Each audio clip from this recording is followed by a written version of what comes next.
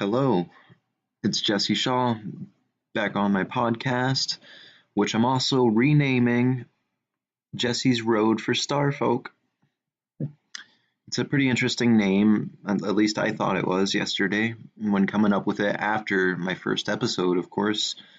So let's just go into why I chose that name. So Starfolk, what do you think when you hear the word Starfolk? Of course, you just think people, you think stars. They don't have to. It doesn't have to be either, though. You know what I mean? It can just be a star that you look up at the sky, or it could just be yourself that's perhaps a star, also looking at another star. But you could also just be a folk too. You know what I mean? It's pretty simple. What gave me the inspiration for that is in this book titled Billions and Billions by Carl Sagan. He talks at the end about how it's basically our duty to become starfolk, and he doesn't even really delve into it or go deep into why he as to why he calls people starfolk or what we could potentially become. So right now, I think we're starfolk, and obviously because we're just amongst the stars right now and living in time and space, yada yada yada. Like, yeah, astronomy, that's cool stuff. That's what Carl Sagan was known for. Except, we're starfolk already. You were born as a member of this big civilization known as humanity, and eventually we can be prosperous. Eventually we can travel amongst the stars, and that's been real inspirational to me and reassuring for a long time now. And I think part of the reason why is because we treat the earth like shit so much. It kind of plays into what I was talking about on yesterday's episode with the way we just are destroying the planet intentionally, but also inadvertently. It's not that as a whole we're trying to dismantle the earth for it to just crumble into thin ashes below us as we're orbiting around the sun. No, we're not doing it with those intentions. We're not trying to kill the earth, but we're as Joe Rogan, the leader of podcasts, said a long time ago, we're the mold eating the sandwich, man. We're the mold eating the sandwich. That's all we are. And yeah, it's kind of an accurate metaphor, you could say, but you could also come up with a different one too, such as we're the brown spots consuming the banana of Earth, or the banana that is Earth, and or yeah, exactly. It's just the chaos of the universe. I don't really want to delve into that. I have some things that I want to discuss. Okay, we gotta keep a format to this podcast. Okay, it's important because I want to take you all on a very interesting ride down this big old track right here. All right. So today's subject, finally, after the first 4 minutes, is about consciousness. Consciousness, our brains, and how they develop, the effects on it. Are we even conscious?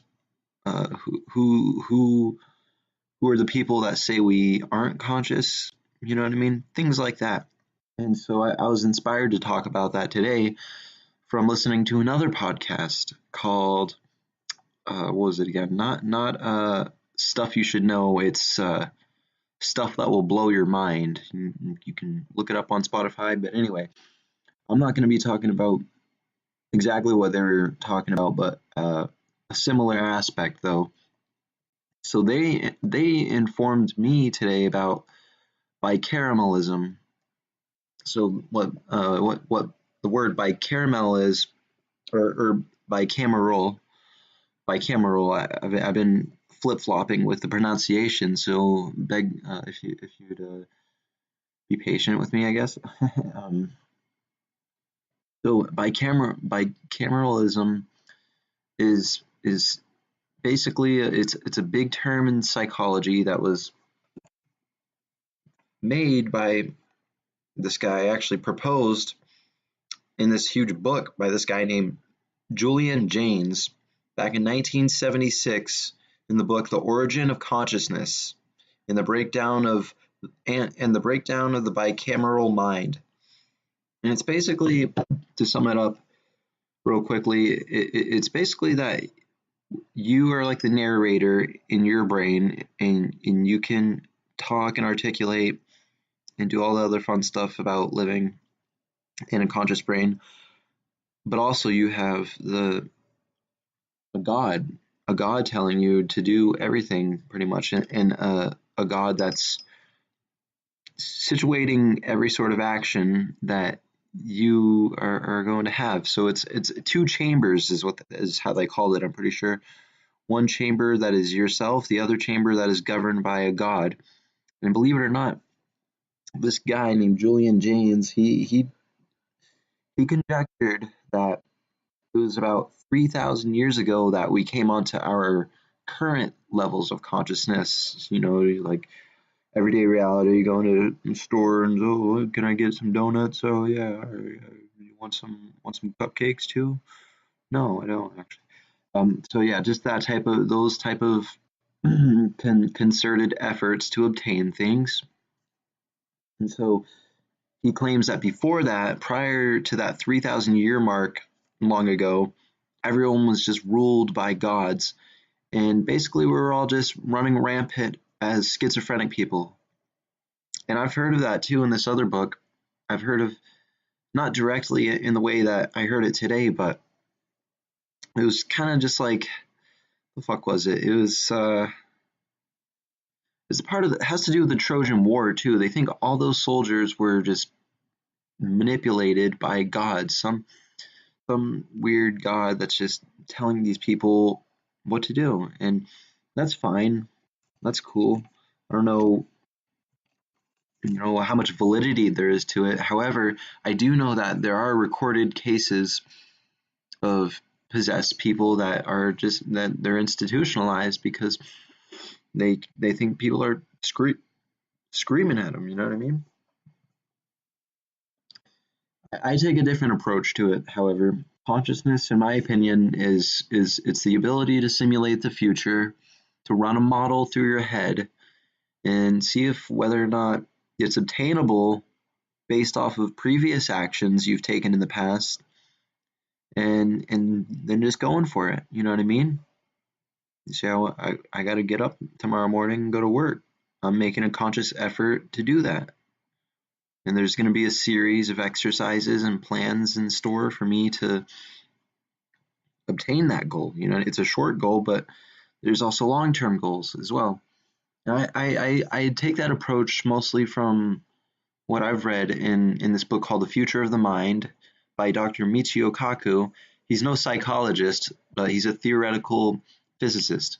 So anyway, I didn't really want to I don't want to stay on the whole consciousness subject too much because I'm no damn psychologist. I appreciate the science and the discipline. It's not really up my field. I wanted to talk about other things I learned. I wanted to mainly talk about learning too. So let's move on. Sorry for all the Jim jangle right there that I was just dishing out to you right there. Bicameralism, I was like in my head all day saying like bicaramelism. It was just like a brain made of caramel. Okay, probably not. It'd be a lot of fucking caramel to eat right there. But anyway, I wanted to give you all a word of the day. Okay, I wanted to give you all a word of the day, and I'm gonna actually make this a point on future episodes to do it at the beginning. We only have 5 minutes left. Today's word is polysemy. Or no, polysemy. And it's a condition in which a single word, phrase, or concept has more than one meaning or connotation. All right. A condition in which polysemy. All right. And so I'm getting this from my dictionary.com. It's on my app on my phone. I love looking at it, but I figured if we could have a word of the day on each one of my podcasts, just real quickly, it could help you learn the word as well as me if I go back and edit this recording or whatever, but I'm not really doing that because I like going live. A condition in which a single word, phrase, or concept has more than one meaning or connotation. That, I feel like that would be in the category of, almost like the word ambiguity, you know what I mean? Like there's something, a word that can have multiple meanings. Polysemy.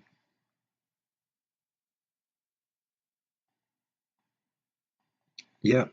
I'm not gonna, I don't want to have any pauses though. So that's all. Let's this rich polysemy of language is the basis for which William Epson's first type of poetic ambiguity. Oh wow, all right. When a detail is effective in several ways at once. All right, so I was right. Okay, I just read that. I said it's like a synonym of ambiguity. That's cool. All right, I wasn't wrong with that. All right. I love you all still. Bear with me. We only have a couple more minutes. Wish we had more time. Why I may seem a little rushed and anxious today. All right. So the other thing I wanted to talk about was Trump and political news and things like that. So we're still waiting on what the fucking Bill Barr right there, the attorney general, to redact Robert Mueller's report. All right, so yeah, well let's get the 3,000 pages instead of the 5-page essay or the 3-page summary that basically sums up in a few words. Trump, there was no obstruction of justice. All right, so how are you going to sum up 3,000 pages with there's no obstruction of justice? I don't get it. Okay, now, I'm not going to stay on this topic too long, but I just that's the current news. I just think it's ridiculous.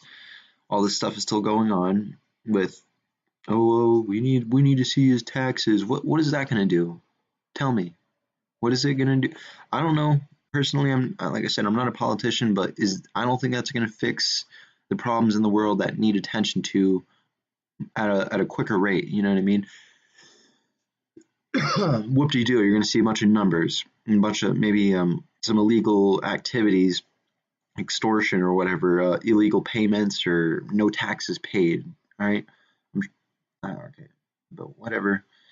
I know the clown also fired his Secretary of Homeland Security, the highest immigration officer in America, in our U.S. nation. He fired her this Sunday, and I'm sure it's just because he's a narcissistic, bombastic asshole. That's what Trump is. But anyway, everyone knows that already. So now, all right, I guess we'll move on. We'll have a different discussion or whatever. I'm just going to give you some words of wisdom, okay, for the last minute. So I don't want to talk about too many silly things today. So consciousness, I guess we'll continue on with that for a minute. It's the ability to simulate the future. And if you're just going on in life every day without even really thinking or planning 5 years, 10 years, 20 years ahead, then you could be doing the globe, everyone in humanity, you could be doing them a problem if you're not planning 20 years ahead. And I know that sounds nuts, but we have serious issues with the environment, with the economy, with the militaries all over the world trying to kill each other, and it's fucked. And I wish it wasn't the case, but we're going to figure it out. And so just do your best, show goodwill towards people, have discipline, exercise, and start eating less and try and fast throughout the day. I love you all. See you tomorrow, probably.